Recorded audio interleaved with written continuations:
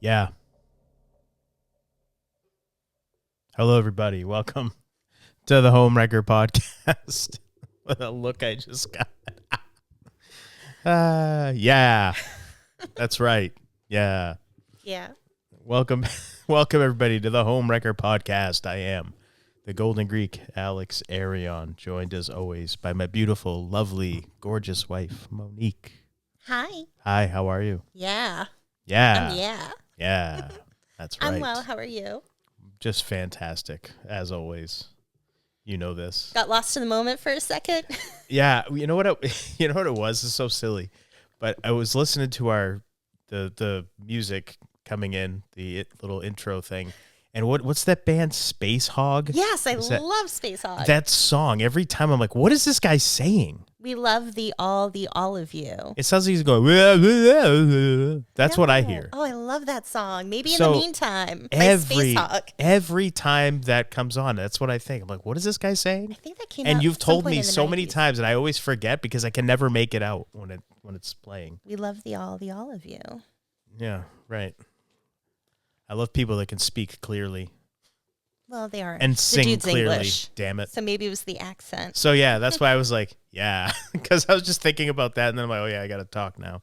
Okay. Anyhow, welcome everybody. So this week, well, before we get into what we're gonna do, we're gonna just jump right into my favorite thing. I love doing this since we started doing it. We're gonna ask Monique. I love this little segment that we do. If you're listening for the first time, the world's smartest woman, the woman who has the highest IQ according to the Guinness Book of World Records, Marilyn Vos Sant. She had a column for a long time that was in, I believe it was Variety magazine, and people would write in and ask her questions, kind of like a Dear Abby, but only it's like you're asking the smartest woman in the world or the woman with the highest IQ. You're asking her questions and life advice. So I like to ask the question that was asked to her, and I like to see how Monique answers the same question, and then we'll compare her answer to the woman with the biggest IQ, The biggest IQ. the largest IQ, the most humongous, biggest, largest. As you could tell, my IQ is not as large. Oh, we didn't take the IQ test. We said we were going to do that last time. Damn it, We that's didn't right. Do that. Okay. Next show. No, because next show will be... All right. Okay. Coming soon in the near future. It gives us some time. We will take an our crap IQ together. test. That's right. Okay, so I'm going to ask you the question. Dear Monique, why are some people luckier than others? I don't think it's a matter of luck. I think luck is a perspective that other people have. It's like you see someone, oh, they're so lucky, but you don't know what's really going on in their life. You don't know how hard they've worked. You don't know their circumstances. And if it is just a whim of good things happening to them, I don't know if I'd call it luck. So ask me the question again. I'm going to think of how to properly answer it. Why are some people luckier than others? I'm going to say they're not. It's just your perspective of how you see them. Well, the world's smartest woman, or woman with the biggest IQ, her response was, more often than not, it's because they work harder. There you go. Nailed it. Nailed it. So there you have it. As CM Punk would say, luck is for losers. That's right? the first thing that came in my mind. I'm like, luck is for losers. I love that line actually, because yeah. it is true if you think about it. Not to go off on a tangent about that, but yeah, it's funny how like the harder somebody works, the luckier they get. It's not really luck. It's more so working hard and opportunities present themselves. Not prevent, they present themselves if you work hard. And you get lucky. All right. Well, speaking of CM Punk, what are we talking about this week, my lady? WrestleMania is coming. WrestleMania. We are As of this recording, we are exactly 1 week away. We are. 7 days. And it is going to be on Saturday, April 18th and Sunday, April 19th. So we're going to do our annual WrestleMania preview. We're going to talk about all the matches, the build-up, and some of the news heading into the quote-unquote biggest event of the year in professional wrestling. So what we're going to do is we're just going to go through night 1 first, and then obviously we'll do night 2, and yeah, let's rock and roll. You ready to do this? Let's do it. You ready to get into some wrestling talk? I got some thoughts. Oh, boy. I have some perspectives on this. Oh, boy. All right, so we're going to start out. Night 1, and again, this is in Las Vegas, Nevada, again, second year in a row. Before we get into it, can I just vent for a moment? Because I'm sure there are other people who feel the way we feel. What's up with Hall of Fame? Can we just talk about that for a minute? Yeah, I don't know. As of right now, I have no idea if we're even going to be able to watch it. I would assume we're going to, but I can't. I shouldn't assume, but there's been no announcement at all that I've seen anywhere. They're not announcing where you can watch it yet. It's like you've barely heard anything. It feels like they got a late start to even announcing who's going to be in it, except for Stephanie McMahon. She was like the first one. Yeah, it was back in September, I think they announced her. But they're not saying where you can watch it, and they started doing it on a Friday night. So on the East Coast, it's going on at midnight or 1 a.m.? Yeah. I'm sorry, but I'm sleeping. And we really like to watch it live. Why don't they bring it back to like a Thursday night and have it like on at like maybe 8 o'clock, even 9 o'clock, but have it in the evening so more people can watch it? Because I think a lot of people enjoy watching the Hall of Fame, but not so late at night. And it's got to suck for the wrestlers on SmackDown trying to, It's not even just SmackDown because it takes the production people. It's everybody. Everyone. It's not. It's all the wrestlers because Hall of Fame, the SmackDown before it's the last SmackDown before WrestleMania, so they have the Raw people there too. So everybody's on that show. So it's all the talent. It stinks. And everyone like who's working it, everyone involved. It's such a long night. It's always been like that though. They've always done Hall of Fame the night before WrestleMania. What? But I remember there was a point in time years ago, and it was like it was on at a normal time at night. Yeah, it was on. I think that was back when they had the WWE Network. Yes. And it would be the night before. I think it was because SmackDown was not on a Friday at that time. It was on a Thursday, maybe, if I remember right. Or was it on sorry. a Thursday? No, the Hall of Fame was always the night before. It was always the night before and that would be the thing. It was on a Saturday, I think. Yeah, because WrestleMania was on a Sunday. Yeah, it was always the night before. Yes, that's why. That's why. Yeah, because ever since they've gone to 2 nights now, it's just so much. And I mean, they used to have the big NXT, was it Stand and Deliver, I think it's called? Yes. They always have that show. They always had that show the same weekend as WrestleMania. They moved it this year. So I think it was last weekend they had that show. Yes. Because I think there's so much going on, and it's got to be crazy, obviously, for everybody involved. So they at least moved that. But no, as far as the Hall of Fame goes, I have no idea what's going on. No clue how you're going to see it. I don't know. And it's kind of, it's frustrating because I always tell you, like, that's one of my favorite things about WrestleMania weekend. Sometimes I get more excited about that than the actual shows. But yeah, this year, I don't know. And I have to watch it live. Like, I'll stay up and I watch it live. I don't care. Like Triple H's 3-hour speech last year, I watched the whole thing live. Because I've seen in the past how they'll edit after the fact. They'll edit out certain things, or they'll mute certain things they didn't want heard or said. And usually live, they don't. So I always like to see it live. Just, I don't know. It's just me. Yeah. But yeah, this year, I don't know. I don't know what's going to happen with that. Good point. Yeah, I just wanted to mention that for anyone else who's frustrated with that. What do you think about the people going into the Hall of Fame, since we're on that topic? I don't know. Stephanie McMahon, deserving of Hall of Fame?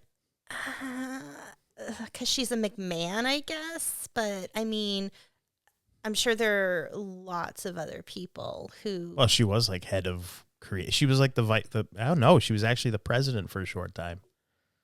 Yeah. The thing is, I was never behind the scenes. It's not like I know every little thing she did, so it's really hard to say.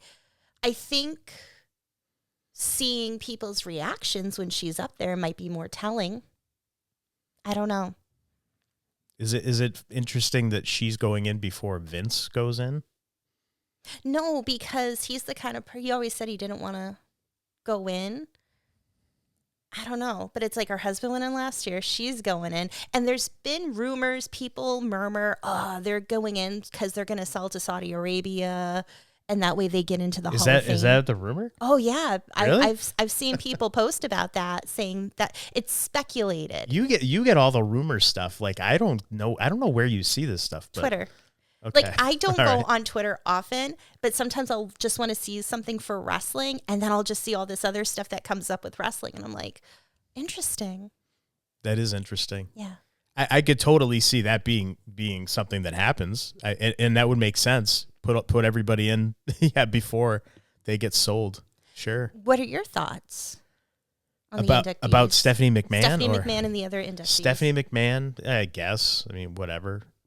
AJ Styles is the other big one. Oh, yeah, that's right. I would say, definitely deserving Mm-hmm. for sure. Demolition is the other one. They should have been in a long time ago, but that was a whole. I don't want to get into the whole story, but essentially they sued WWE over, I think it was like royalties or something, many, many years ago, and they were like persona non grata because of that. I think it wasn't even both of them. It might have been just one of them did that, but by default, that kind of puts the other one in, lumps them into the same category. I think the other one was Sid, like Psycho Mm-hmm. Sid Vicious, Sid Justice. But from what I saw, he's only going to be in as a, what do they call it, the Legacy Hall of Fame. Yeah. So they're like, he's not even going to get an actual speech or anything like that, which he's passed away. So he's a posthumous inductee anyhow.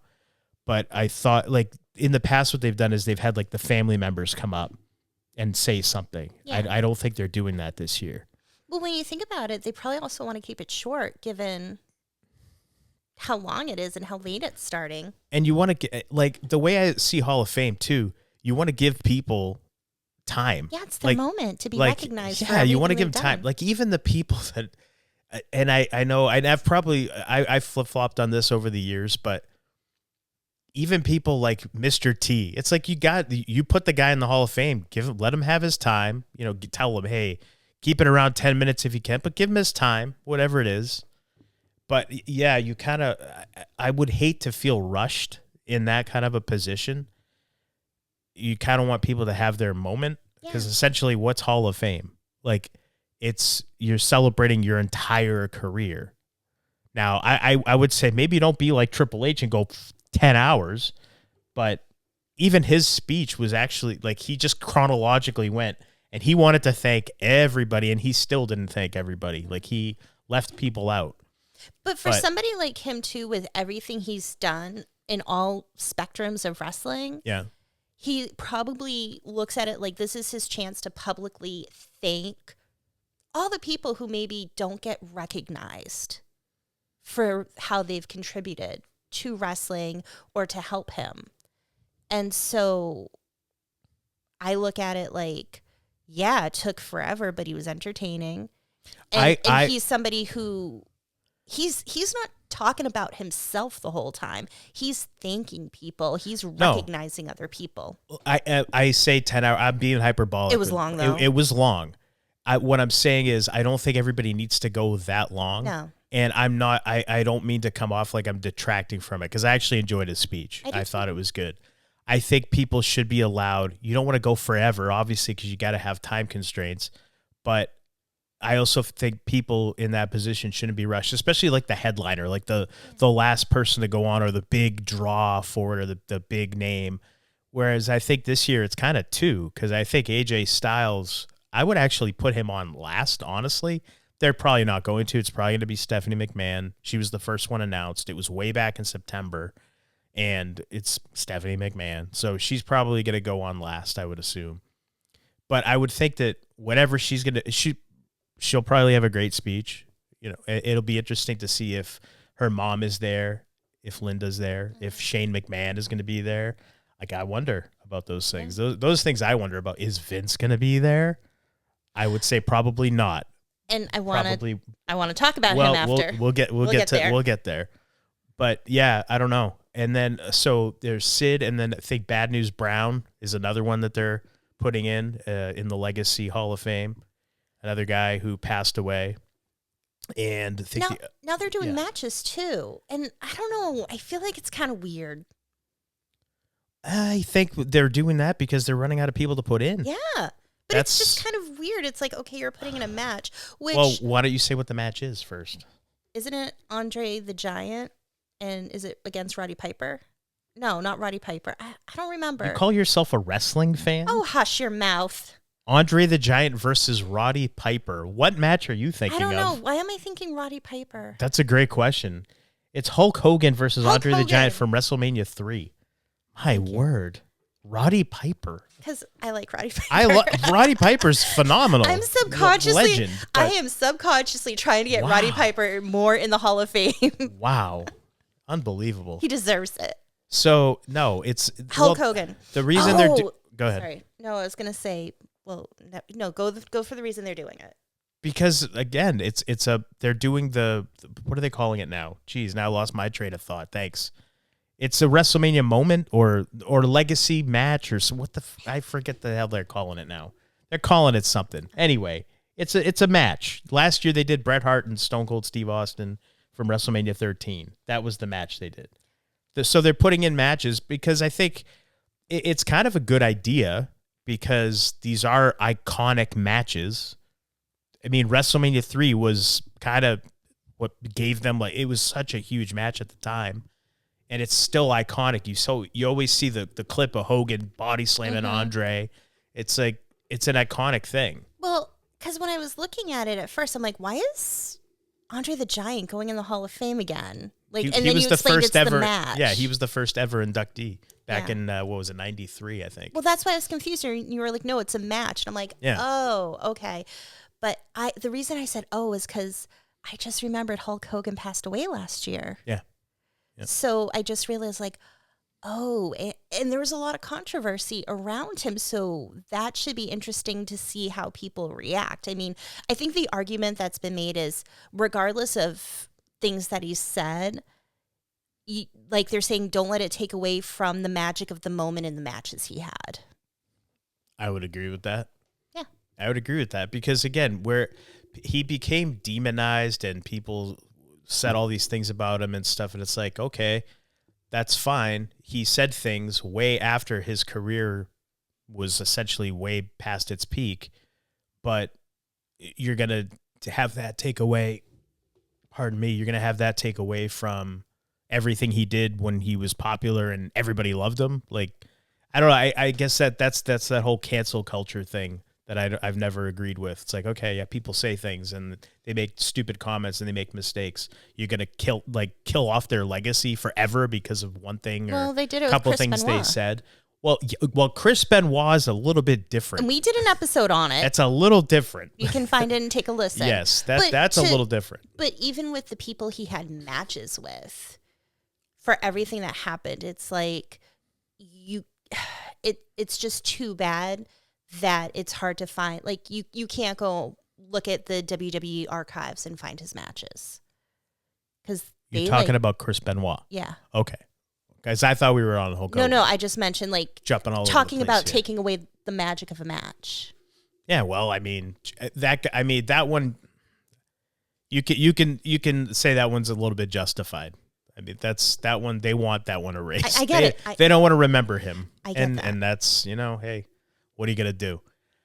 But the Hogan thing, yeah, I mean, yeah, he said and did some things later on in his life that were controversial, to say the least, that upset a lot of people. We don't need to get into them. If you want to look it up for yourself, go nuts, go crazy. But yeah, that's the other thing. So I don't know. I think we're going to see if we're even going to be able to watch Hall of Fame this year. I don't know if we can. I don't know if we can. But okay, Hall of Fame. So we got that out of the way. We did. I think that's everything that was on Hall of Fame. I'm pretty sure. If I've left anything off, I apologize. But let's get into WrestleMania Night 1. And this year they're doing something which I don't know if they've done this in the past. If they have, I don't remember. But they're airing the first hour of WrestleMania live So Saturday night is going to be, the first hour is going to be on ESPN2, and Sunday night the first hour is going to be on ESPN1. I don't know what the point of it is. I don't know if what they're trying to do with that, but I don't know the difference between the ESPNs. I don't either. I haven't watched ESPN in over a decade, probably longer than that. I was never a big watcher of it. We don't have cable TV here, so whatever. So anyway, that's the thing they're doing. And so the first match, as of right now, that I know of on night one is going to be Logan Paul, Austin Theory, and that streamer guy, I Show Speed, in a 6-man match taking on the Usos and LA Knight. What do you think about that match? Are you excited for that one? I'm going to be very honest with you. Well, that's the whole point of us having a conversation. I'm not really excited about most of these matches. I mean, all right. Well, there goes the show, ladies and gentlemen. Have a great night. I've been trying the past week. I've been trying to watch Raw. We watched SmackDown from last night. But I just have been so bored watching these shows lately that it's really hard to get invested in a lot of it. So, I mean, Logan Paul, I think he's not really a newcomer anymore. He's been around for a few years, but he came off as what was supposed to be a guest spot. And he did remarkable, and he's really entertaining. I like watching him. LA Knight is really good, but I don't know, I've just been kind of bored with him. The Usos, I don't know.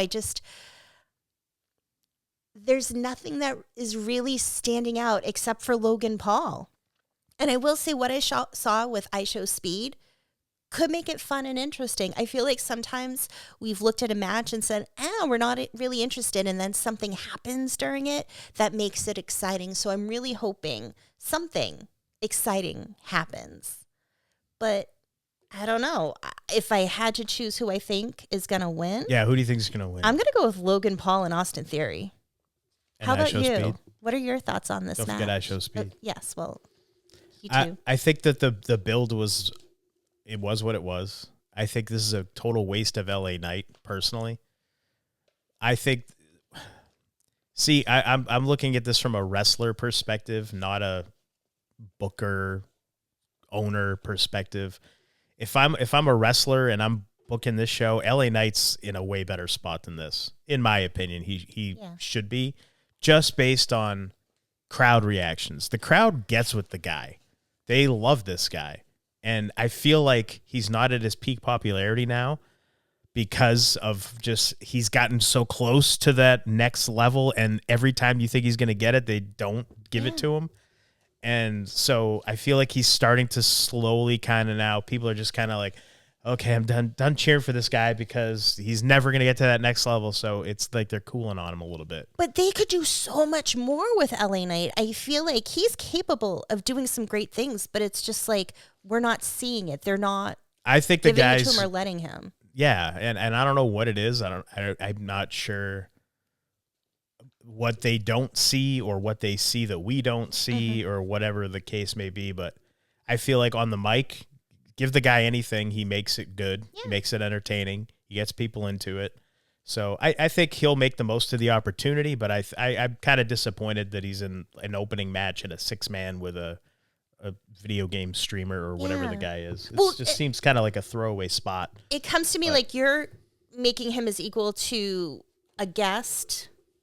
You know what I mean? It's not like it's another wrestler. Kinda. Yeah, I don't know. I mean, he's on WrestleMania. There's a lot of guys that should be on the show that are not. So I guess you can look at it from that perspective. Who's going to win? I feel it'll probably be Logan Paul, Austin Theory, and I Show Speed, if I had to guess. I think it could be, probably would be more entertaining that way as well. Yeah, and I feel like the Usos are kind of the afterthought here because I'm sorry. I don't anybody listening that cares about wrestling or that likes the Usos. I feel like Jimmy Uso is the better Uso, personally. Even though Jey Uso's gotten the bigger push and gotten the world title and all that stuff, I feel like Jimmy's way better. And I feel like Jey is just Mr. Main Event. I don't know. I feel like he's the overrated Uso. Well, I feel like he got this chance and nothing really got better with him. No, I feel it's like weird. They gave him a chance to really like show what he can do, but he didn't show up for it. And maybe I don't know. Maybe that's what you feel. Yeah. I don't know the reasoning behind. He goes from being champion. I feel like his title reign was not very memorable because I honestly don't. It was his entrance. That's what people loved. Yeah, he has an entrance. Good for him. He's over in that aspect, I think. But I feel like now I don't know what they're doing with him. Is he a heel now? Like I'm not sure how to take him. I feel like they do that with a lot of people. Like, where are we with this person? Yeah, it's a lot of gray area. It's not as black and white as I prefer it to be when I'm watching wrestling. Which could work, but I just feel like they're not really doing a lot with the people. So it's like, what's happening here? Yeah. Well, we'll see what happens 1 week from today. The other match that is going to be on in that first hour, and that's the other thing, they're promising that there's going to be 2 matches in the first hour. So, okay, because they want them to be on the ESPNs. So the other one is going to be an unsanctioned match between Drew McIntyre versus Jacob Fatu. I am excited about this match. I love Drew McIntyre. We've talked about him before. He should be champion. That's my opinion. Yes. He should be champion. He's so good. Everything he does, I think, is entertaining. It's interesting. And he's a good wrestler. And I really like watching him. But I also like Jacob Fatu. He's interesting. He has a good character. He's a good wrestler. And what they've been doing, building things up, beating the crap out of each other, interfering, there's substance to it. It's not like it's a match out of nowhere. I don't know. I think this is going to be really interesting. I think we can expect a probably really brutal match. But I am excited about this one. I gotta vote for my boy, Drew McIntyre. I want him to win. And I want him to become a champion.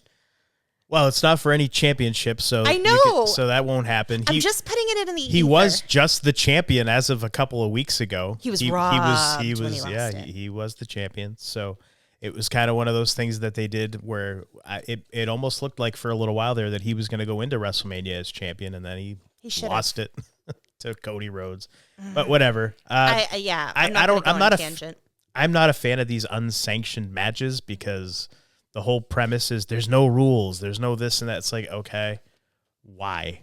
Like what's the I don't know. I'm not a fan of it because all it is essentially just gonna be a street fight. Yeah. So it's gonna be one of those where they're gonna probably brawl all over the arena. They're gonna use a lot of weapons and do a bunch of stunts.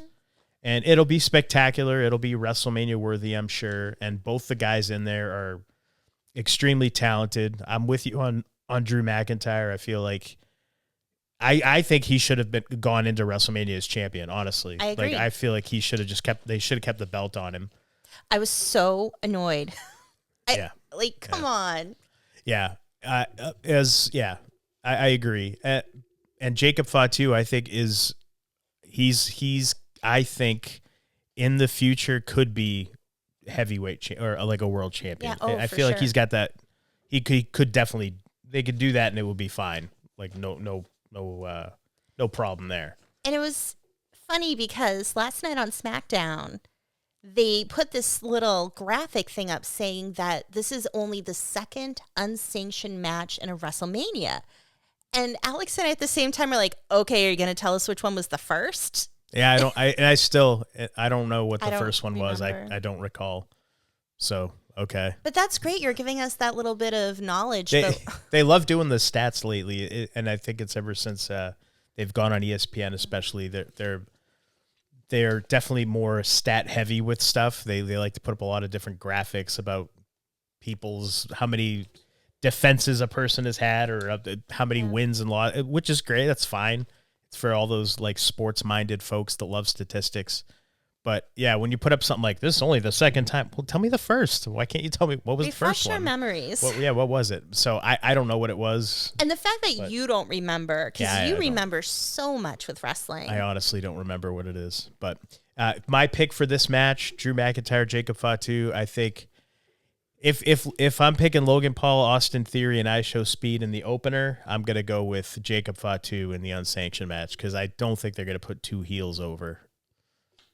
But they might. I don't know. The next match, and that's the only matches we know of with the order, meaning they'll be first and second. The rest of the card, we only know the main event, and then the other rest of the order, this is just I'm just reading them as I wrote them down. The women's tag team titles are going to be on the line. We're going to have a 4-way. So the champions are Nia Jax and Lash Legend. They're going to be defending against the Bella Twins, your favorites, Charlotte Flair and Alexa Bliss, and Bayley and Lyra Valkyria. Well, do we know for sure if the Bellas are going to be in that match? Because Nikki hurt her ankle. They showed them on the graphic last night on SmackDown. So as of right now, she's still in it. I'm hoping they're not. See the disappointment on your face. You can look, but you can't touch. You can't stop. Oh, it's so bad. You love the Bellas. They weren't good. You love the back Bellas in their prime. And the women today, I'm just gonna shut up. Brie, not as bad as Nikki. All right. Well, I'm ready to do my Nikki Bella impersonation. So who do you think is going to win this match? And are you excited for it? You've got to be excited for this one. Come on. And what's up with Charlotte hitting people with her coat lately? I'm just gonna hush. I don't know. I'm gonna go for Bayley and Lyra. Even though Lyra with her her shoes. Oh God, can we talk about? Was it Monday Night Raw with Bayley against? Was it Bayley against Lash Legend? And how? Yeah. Oh my gosh. The poor girl, Lyra, is so short, and Lash was too far in the ring, and something where she's supposed to, it looked be kind of hiding on the side, holding her feet supposed down. To be, she's the baby face who's supposed to be helping her friend cheat to beat the heel with a very underhanded heel tactic. Almost her whole body is sprawled over trying to grab. I don't really feel Legend. like getting into explaining the whole logic and the whole visual there. So kind of ridiculous. Go watch it if you care. I really like Bayley. She's great. Bayley's great. I'm going for Bayley. Out of all the women in that match, I'd say Bayley's the best one. Yeah. And I think Bayley's head and shoulders above Charlotte Flair. I know people love Charlotte, but I think Bayley's a way better worker. And yeah, anyway. I agree. All right, I'll go with Bayley and Lyra in that one too. Why not? What the heck? And Lyra's good. It's just I think Lyra's very good. She's really good. I just feel like she's had these moments where things didn't work out and it makes her look bad. Like the hand ties in that match, the zip ties on her wrist. That thing that happened Monday night. It's just these unfortunate things happen during when she's supposed to do stuff. So it doesn't make her bad. It's just kind of crappy things that happen. She's been put in some tough spots. Yeah. She has not necessarily swam when she's been thrown in the deep end, but she kind of has managed to doggy paddle, I suppose, using that analogy. Next, we have the Women's Intercontinental Championship. We have the champion, AJ Lee, versus Becky Lynch. This is just awful. AJ came back and it's okay, she's coming back for a match. Her husband's going to be there cheering her on. Bully for you. And it was fine for one thing. But then she kept coming back and then they gave her the belt. She's just not that great. And I don't think she's that entertaining. I don't know why AJ has the belt except for maybe because of who her husband is. I don't know. I'm very critical of women as a woman. It's so that she can have this match at WrestleMania so that Becky Lynch can get it back. I don't know. She has it. She's back because she was very popular in her day. She left kind of at the peak of her popularity, kind of like CM Punk That did. was her choice. Okay. Are you going to let me talk? Or are Yeah. you just going to shit on everything here? Good Lord. And yes, by the way, language warning. I should have done this at the beginning. I am going to swear a lot during this episode. I typically try not to. I typically beginning. try not to on our shows, but when it comes to wrestling, I'll get very passionate and I will swear. Yeah, AJ came back in, it was September. She came back. WrestlePalooza. Right. And she tagged with her husband, like you said, and it was fine. But it was announced that she's back at least for a while. So she signed a contract. We don't know how long. I don't know if they made that information public or whatever, but she's back for a while. And Becky Lynch, to me, is very overrated. I've never really been a fan of Becky Lynch. I loved Becky. I used to love her. I thought she was a great wrestler, but it's like since she came back from having her baby. Thank you. Since she came back, I forgot about everything before that. She actually wasn't bad before. It was like, yeah, you're right. Ever since she's come back, she's been just very off. subpar. Yeah. Very subpar. I feel like she's been in there with a bunch of different girls. Mm-hmm. And I don't feel like she's looked very good in any of her outings. I don't know if maybe just getting older, you're trying to be more careful, or I don't know. I mean, it's different doing something in your 20s and then doing it in your 30s. Like, as you get older, but I don't know. Like, I thought she was excellent. You know, the 4 Horsewomen, it was great. They were wonderful. And they really started setting the bar for women's wrestling. But now I watch Bayley. I know you disagree with me with her character right now and what Bayley she's doing. Or Becky? Sorry, Becky. Okay. You disagree about what she's doing with her character. I don't mind it. It's fine. It can be kind of entertaining. Her thing with AJ Lee, though, I just feel like the chemistry, I don't know. I'm just not really into it. I'm not entertained enough by it. I am not into this at all. And yeah, I feel the same. Like, I feel like AJ, it was very popular. Like I said, she's still popular. She gets a reaction every time she comes out. Yeah. People love her. That's great. I just don't think when you put, let's say, look at like, for example, last year's WrestleMania 3-way between Io, Sky, Rhea Ripley, and Bianca Belair. Imagine substituting one of those 3 and putting AJ Lee in there. Do you think that match would have been nearly as good? No. You think it would have been even in the realm of as good? Wouldn't have even been close. I don't think she can hang with the top women of today. And that's not a slight. It's just a fact. It was different back then when she was there. And when she was there before, she was like the best of the group. For sure. Like, I don't think... a lot.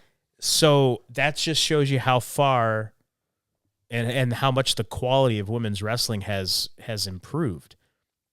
And again, I'm not trying to take anything away from her, even though I am.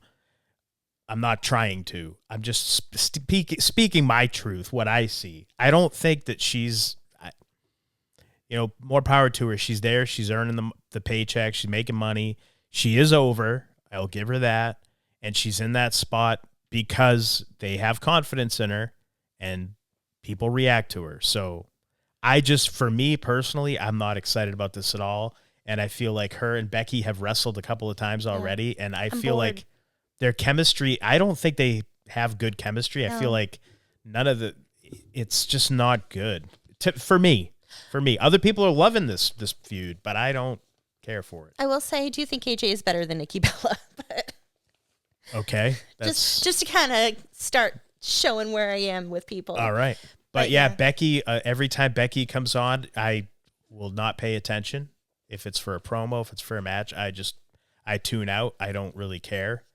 And it's ever since she's come back. And especially ever since she became a heel. It's like, it's so, for me, like her heel character is so forced. It just seems so forced and contrived, and it's not good. It doesn't get me hating her. It just gets me not wanting to watch, and that's not the right kind of. I know, but I think for me, I try to just allow myself to be entertained by it. Like the things that are supposed to be kind of funny, Like and I don't just say it. Sports Oh, Illustrated says it. It's like, okay, we can find the humor in that because it's that delusional, being delusional, but I don't know. It's not delusion. That's actually something that was said. Her thinking like keeps nobody's repeating better than me but, and not believing anyone could be better than her. That delusion, that's what I mean. Well, the next match, moving on from that, Seth Rollins versus Gunther. Where did this come from? It came out of thin air. You know what? I said to Alex, so if I were a wrestler, I'm just going to go pick a fight with someone and we're going to be in WrestleMania. Just boom, WrestleMania. That's what happened. Gunther just comes out, picks a fight with Seth Rollins, and they're going to WrestleMania.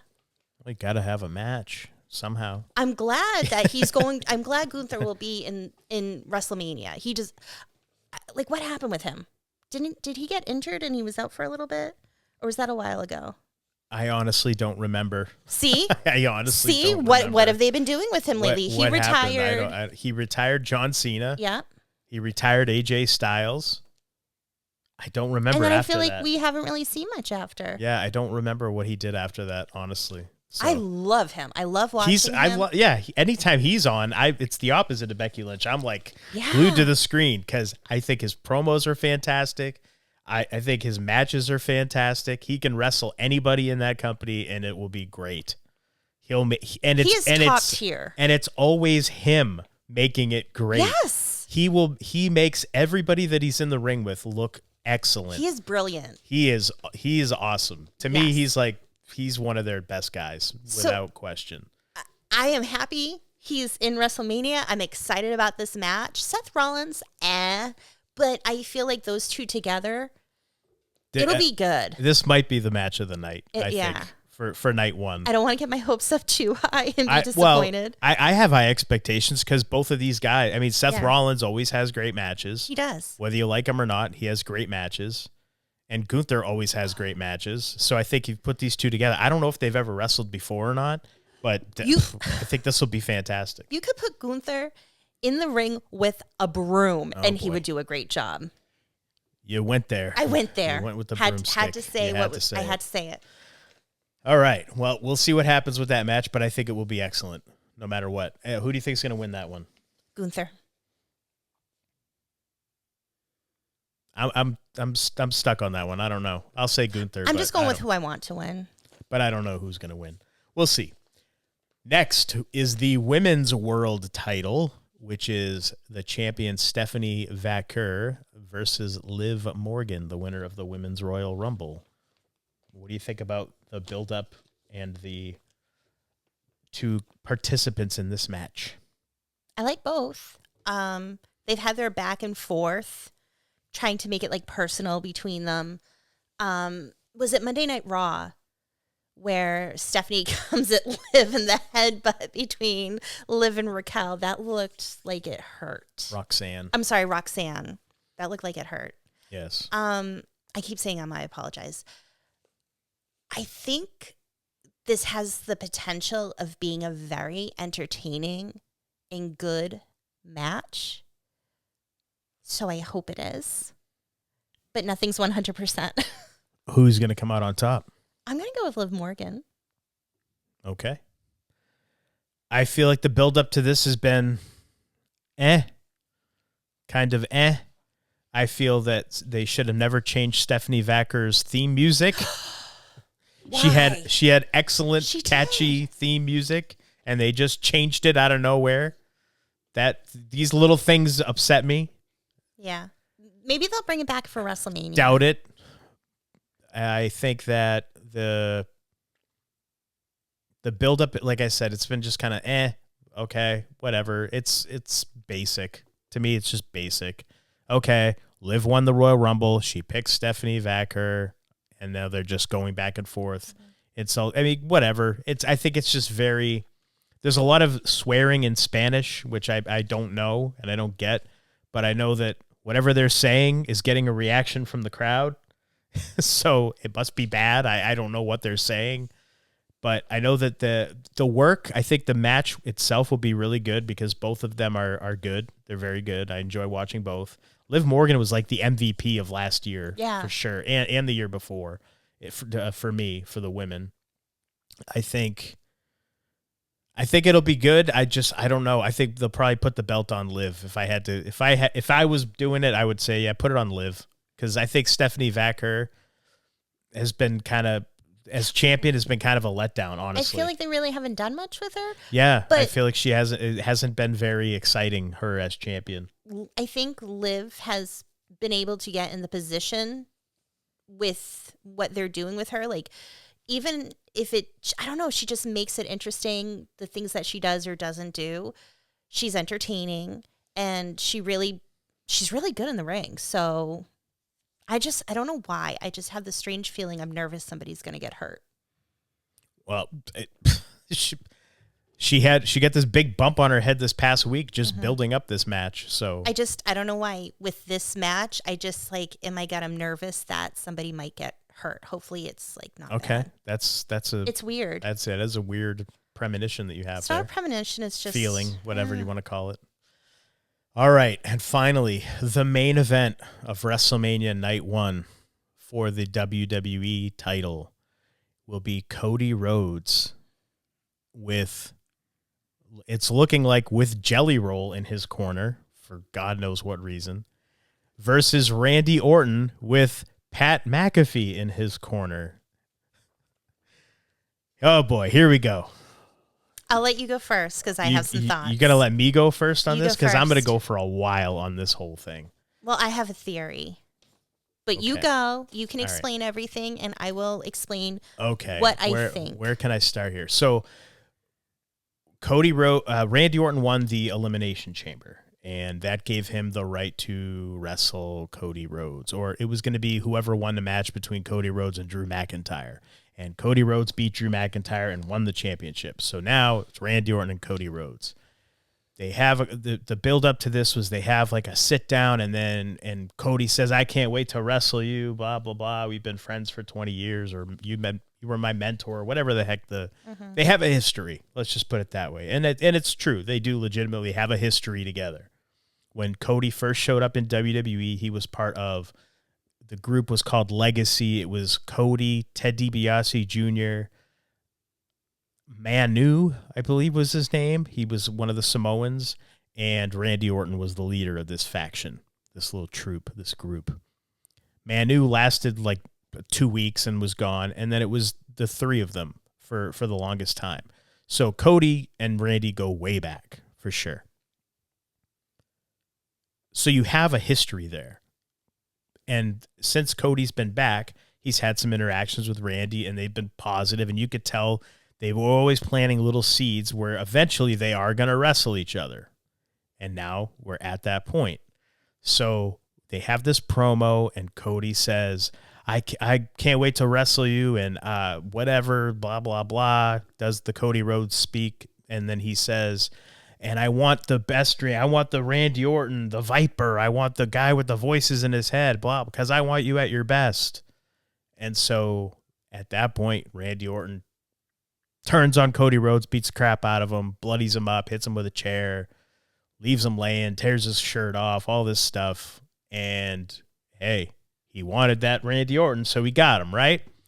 So then you proceed over the next couple of shows. They have Randy Orton backstage talking to somebody on a cell phone, and dropping little nuggets of information, and saying things like, "There's more than one royal family," or something, like basically alluding to the fact that whoever he's talking to on the phone. This is how I took it, and maybe I took it wrong, but I took it as they're alluding to whoever he's talking to on the phone is from a wrestling family. So some kind of a wrestling legend, or maybe a second generation or third generation guy. So immediately the wheels start turning and the speculation starts going, and you go, oh, is it going to be The Rock? Is he talking to The Rock? Is he talking to Shane McMahon? Is he talking to Vince McMahon? Is he talking to Ric Flair? Who's he talking to? Who's this legend, or who's this other wrestling person that is giving Randy Orton this advice that Randy Orton is now taking and attacking people and doing the things that he's doing building up to this match at WrestleMania. And I have to also add that when Randy Orton did turn heel on Cody Rhodes and beat him up and bloodied him and everything, people were cheering. They were. People were going nuts. But in his defense, Cody gave him permission to. Exactly. So it's okay. So people are cheering Randy Orton. Now, which just goes to show how much they want to see Cody get his ass kicked. Which is not really what you're looking for when Cody Rhodes is your top, in wrestling speak, babyface, the top good guy.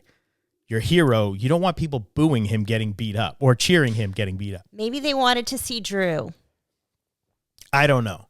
So you have that happening, and then every week subsequently, I think Cody was off for maybe a week or two, selling the injury, and then every time Randy's on TV, no matter what he's doing, people are cheering him. No matter what he's saying, people are cheering him. So it's like, okay, people love this guy.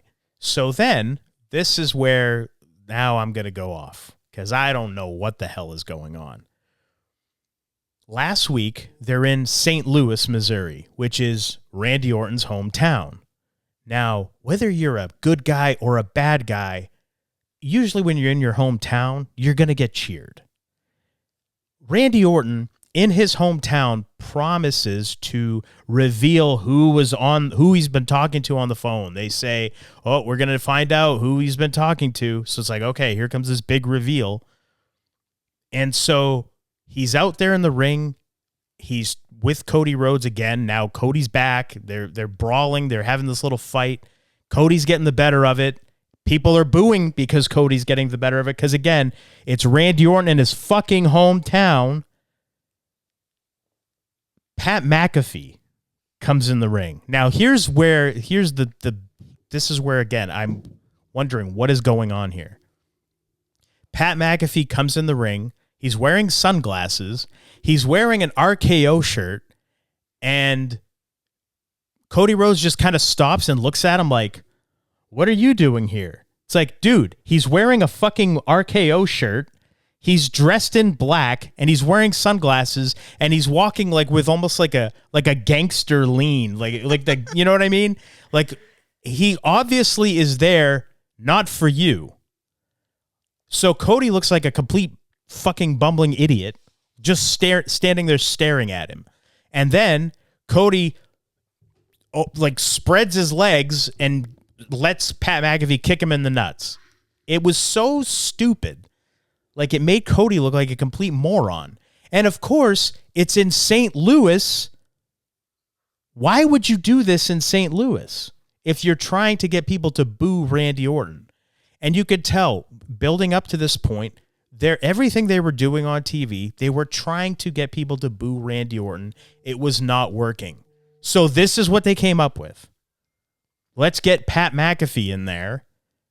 Why? Pat McAfee, the last time we saw him, was getting his ass beat by Gunther, but getting a standing ovation after because he put up a great fight. Yeah. He's a beloved ring announcer. So the last time we saw Pat McAfee, he was beloved. So was this supposed to be like a shocking turn or something? Like, what was it made no sense. The only thing it made no sense. Try to equate is possibly they took it like Randy Orton just turned, and so Pat McAfee just turned, and but yes. But they have no history up to this point. There's been no history on TV between these guys at all. Like, I mean, Pat McAfee, like he's got no history with either one of these guys. Well, it's just like the math isn't mathing. Where did it come from? It makes no fucking sense at all. And then they proceed, Pat McAfee cuts a promo for like 10 minutes going off while Cody has to sit there and just take it, basically. And Randy Orton now is Randy Orton, being a veteran and being fucking awesome, realizes he can't just let Cody look like a shitbag. So he's trying his best to give Cody something to sell. So he gets a chair, hits him a couple times with a chair. He opens the chair, puts it on his neck. He's holding him in place. But Pat McAfee's just going on and on and on. And Cody just has to sit there. So you're burying, in my opinion, this babyface champion in the fucking hometown of the heel. So the people are cheering. It just makes no fucking sense. And the shit Pat McAfee is saying, he's dropping F-bombs. He's talking about how the WrestleMania is not selling tickets, so they're like burying their own business on TV, talking about how the product sucks. All this shit is going on, and I'm just like, what is happening here? What is going on? It makes no fucking sense.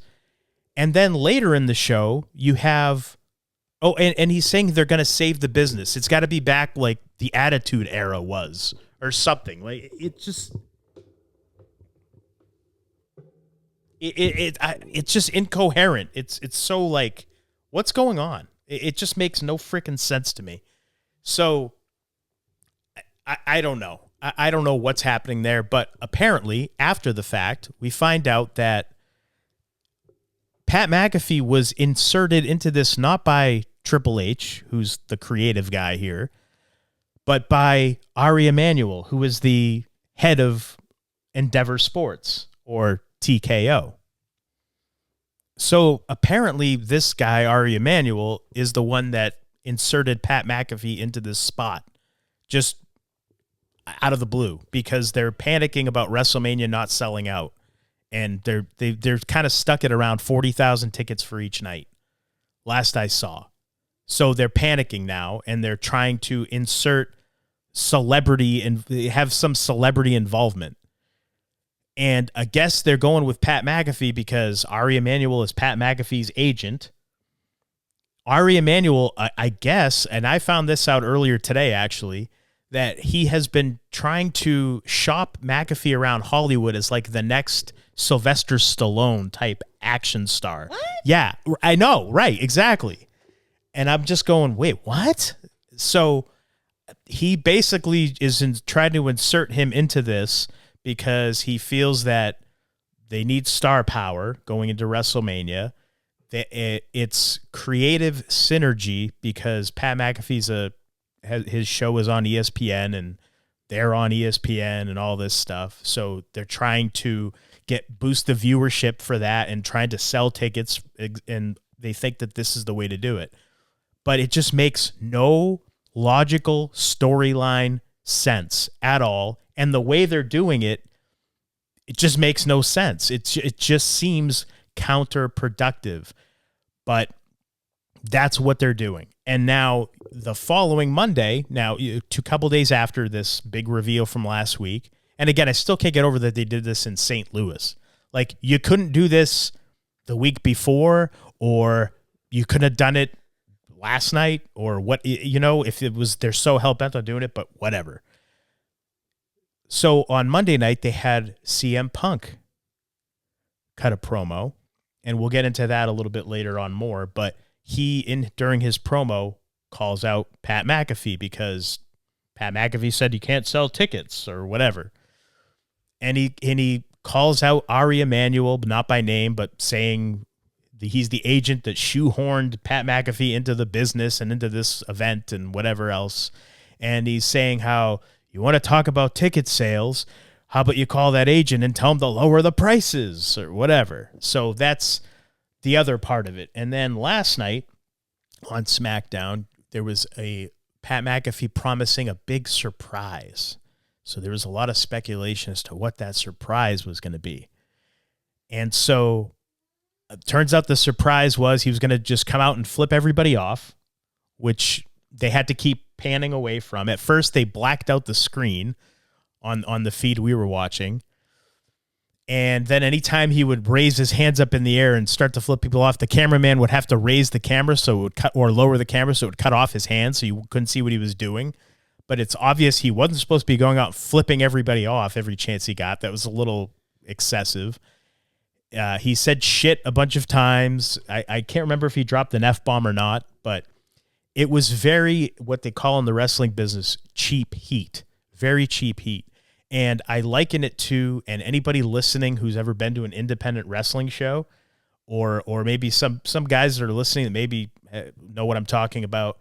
Pat McAfee, his character is like the radio DJ from the local town that comes in for a one-off shot to sell some tickets and get the local people excited. but he doesn't know what the hell he's doing. So he comes out wearing sunglasses, walks funny, thinking he's a badass, and like swears a lot and flips people off. He's like the epitome of cheap heat. That's what he is. And it's so off-putting and not in the right way. It's just like so cheesy, and it doesn't fit at all for anything that's been going on. And his big reveal and surprise last night was that Dodge Ram is going to give 25% off tickets if you buy them for night 1 of WrestleMania to see Randy Orton beat Cody Rhodes. But if you want to buy tickets for night 2, you can suck his ass. What? It's so fucking mind-boggling. Like, what's going on? I don't even know what's happening anymore. And it's not good. It's like trying to come off like I don't care about the other night because like, I'm not involved in it, so I don't give a shit. But almost like we're going to act like we don't care, though we really do. But if people think we don't care, then it means everything's fine because we don't care in terms of the low ticket sales. I had said last night it came off, it was lacking substance. Yeah. It's like he had really nothing to say. So other he's just than the Dodge Ram 25% off, and then at the end, he won't. Oh yeah, he said that if Randy Orton doesn't beat Cody Rhodes, then he'll never show up again. Like if Randy Orton doesn't win, then he's never coming back to WWE again. Which is like, yeah, good. Hopefully he doesn't. Like, is that what they were doing? Were they doing that because they're hoping to maybe that's how they're going to get people to cheer Cody Rhodes? Because they hate Pat McAfee so much. It just came from out of nowhere, all of it. Yeah. And I had said when we heard, this wasn't Triple H or anyone, or the writers, it was TKO who wanted him to come in. I was like, I think they're saying that because that's what they want people to think because they're going to do something with it. And then they have CM Punk lower the ticket prices. If they're not selling tickets, they probably realize they priced themselves out too high.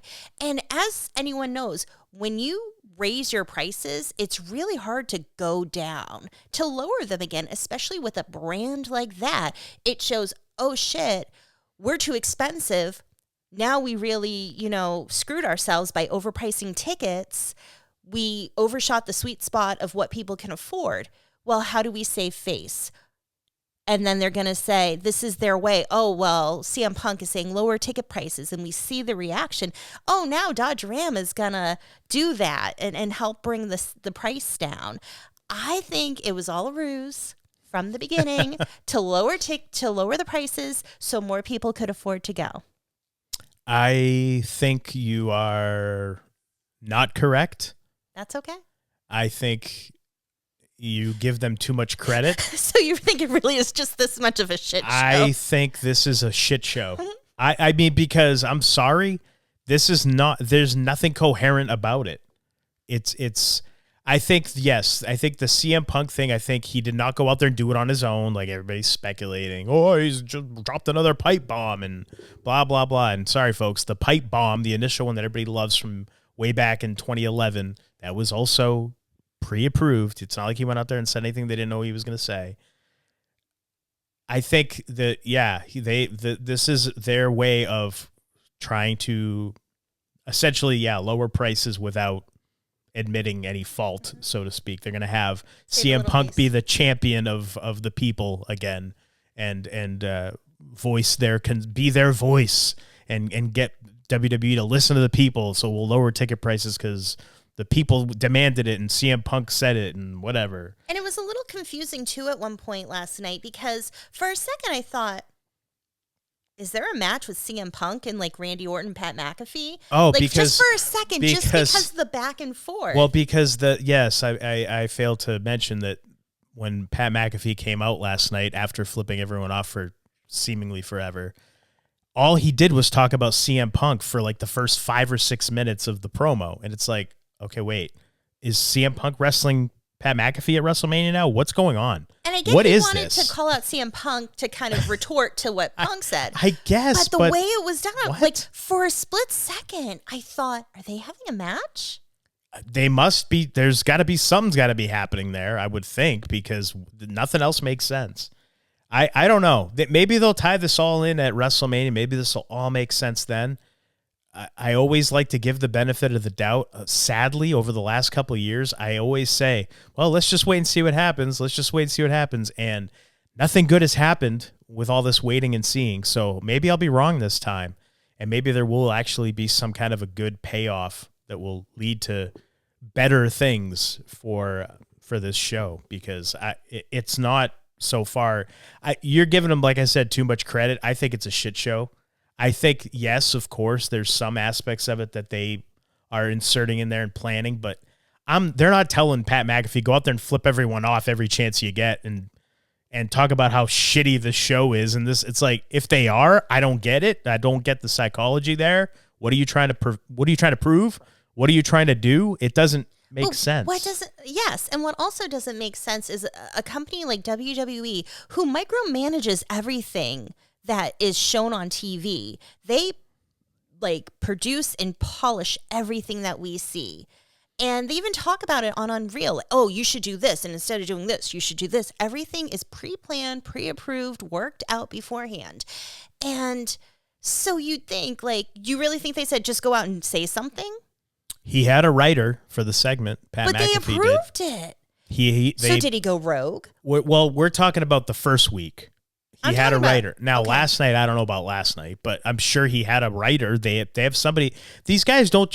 Sorry, folks, if you're new to wrestling or whatever, they don't just show up like they show on TV, where they pull up in their vehicle, get out, and walk to the ring. That's not what they're there with all coffees day. in hand. They're there all day. They've gone through a rehearsal. They know what they're gonna say. They're told what to say. For this one, it's like, if that's what they're telling Pat McAfee, go out there and flip everyone off. Hey, if you forget what to say, just turn around and flip the crowd off. I don't know that that's what they're telling him. I think because of why he's in the spot he's in, because he was put there by the head honcho, he maybe has some carte blanche. Maybe they're just kind of like giving him bullet points and saying, get this in, and then say whatever, just try not to swear too much. I don't know. But you would think at this point in the game, right? We are a week out from WrestleMania, and this shit show that is happening, you think they would be on top of him saying, this is what you need to do. And that's either not happening. I don't know what's going on. So that's why I have to think. Maybe you're right. Maybe this is just a big elaborate work. I don't know. I'm just not, it doesn't make sense to me. And it could be just because I'm so traditionally minded, and this does not, it's not resonating with me. I just watch it and go, I'm confused. Like, what are we trying to do here? What are we trying to accomplish? What's the goal here? Maybe they're trying, I don't get it. Confusion is what they're trying to accomplish. Maybe. I don't know. I really don't know. But I think that Randy Orton is probably going to win, if I had to guess. I'm gonna say I'd like to see Randy Orton win. Cody Rhodes, I think I've talked about it before. He just annoys me. Well, he's not for everybody. But that's I mean, I've got a lot more thoughts. I could go on and on about this and how just ridiculous it is, but we'll be here forever. So let's move on to night 2. And again, on night 2, they're going to be airing the first hour, but not on ESPN2, on ESPN. So airing again, live. What is the difference? I'm not sure. And I believe the first match is going to be Brock Lesnar versus Oba Femi. I believe that will be the first match. It's going to be in the first hour. It might be opening the show. And I think this has potential of being a really good match. The big guys squaring off. They're both seem entertaining. They both seem like they can do some damage. But it's like you're doing it as the first match. So it makes me wonder, what are they going to do in that match? Because then everything afterwards, if they set that bar, everyone else has to be at a higher caliber. I think this match so far for me, the build for this match has been the best out of any match on WrestleMania. It's the one I'm actually most looking forward to, as far as just because of the hype and the build. I think that it's not going to go very long. It'll go maybe 5 minutes, maybe. And I think it's going to be all big moves, and I think it's going to be awesome. And I think at the end of it, You should see Obafemi win, but I wouldn't be surprised if Brock Lesnar won. I think it will go longer than 5 minutes. I don't think so. I think it's going to be I think it's going to be explosive. It's going to be quick. You really want to watch a match between these two guys? I'm not saying 20 minutes. I'm just saying like 5 minutes. 8 minutes tops. Okay. I'd say at the least most. Like 8 to 10. Nah, that's too long. When you think about what they could be doing, that does probably. Do you remember? I don't remember the number, but it was at least 5-6 years ago at WrestleMania. It was Brock Lesnar and Bill Goldberg had a match, and it was awesome. But it was just all big move, and when it was done, it was only like 4 minutes long. I think it might have been just over 4 minutes or just under 4 minutes. But the match itself was awesome, and the place was going absolutely apeshit for it because it was just big move after big move, and it was great. It was excellent. And when it was done, I thought it went way longer, but it was only like 4 minutes. And I remember seeing the time and being like, holy shit, that's all it was. And going back and watching it and being like, wow, that was fucking awesome. Well, maybe that's the thing, because sometimes that's what they're gonna do. Something feels like it's a good amount of time and it's entertaining, and then you look at how long it is and it's like, oh, it's surprising. So if it's like that, great. That's what I think this match will be. It'll be something along those lines. And you think Obafemi's going to go over? I think the way they've built it, he kind of almost has to at this point. I'd like to see him. He almost has to. And I'll be honest with you, when he comes out now and the plate, like they dim the lights, the place, you could tell that there's like an energy now. When this guy comes out, he's got that aura about him. He's got that presence. He does that little walk he does to the ring. He's over. If you beat him, I don't know why you would beat him at this point. Like I think this match with Brock Lesnar, he should beat him. I think. I mean, if I was running it, I'd put Obafemi over. But we don't know. Who knows? I think whatever they do is going to be awesome, and it's going to be short. It's going to be excellent, exciting, and it's going to be a hell of a way to kick off WrestleMania Night 2. Then the other match in that first hour is going to be the Intercontinental Championship ladder match. It's going to be Penta versus Javon Evans versus Dragon Lee versus Rusev versus JD McDonough versus Rey Mysterio. I have no interest in this match. I do like Javon Evans. Okay. I like him. I like JD McDonough. I don't know. It's just... I could care less about this match. Lackluster build-up. Because there is what build-up? There's been no build-up. Yeah. There's been nothing. That's the thing. It's they just announced a ladder match with like 5 participants. I've seen them just out of the wrestling blue. On Raw, but I haven't seen anything to really bring it together. It was just announced. To my recollection, it was just announced. And then this past Monday, Rey Mysterio came out and added himself to the match. Okay, because I thought I missed something because I've been falling asleep and I've been trying to catch up the next day. But I thought I missed something because I'm like, I don't really remember seeing anything. He just came out and added himself to the match, and everybody was in the ring going, yay, great. Alrighty then. Okay. And if you look at it, it's all baby faces. It's 4 baby faces and 2 heels. Rusev and JD McDonough are heels. Everybody else is a baby face. And why a ladder match? And why a ladder match? For what reason? It's kind of random. It's just completely random. I was talking about this with our son the other day because he was saying how excited he was for it. And he's like, are you excited for it? I went, no. Because will it be exciting to watch? Will it be a stunt fest? Absolutely.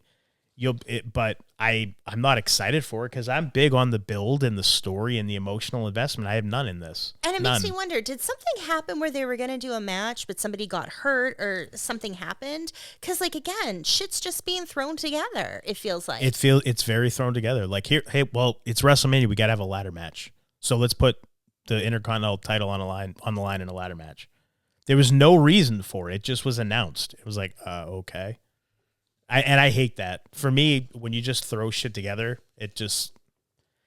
when you have a 2.5-hour Raw every week, you have a 3-hour SmackDown every week, you have more than enough time to build and get these matches put together and build them in a logical way. In my view, that's plenty of time to come up with reasons to build to put, plant seeds, to water them over time. You've had months and you just out of the blue announce, oh, we're going to have a ladder match. And with these guys in it. Why are these guys in it? What have they done to earn that spot? Why are they in it? Just cause? And then Rey Mysterio just walks out. Yeah, I'm going to be in it too. But that's the thing. Is okay. Like, people are just like, I want to go to WrestleMania. Like, sure. Hey, can I just fucking show up and go in and go, hey, like finagle my way into the back and just get into a match? Is that all you're going to do? Like, it's just... They're making it easier and easier to somehow get in WrestleMania, it's just it seems. Fucking, to me, it's just, I don't know.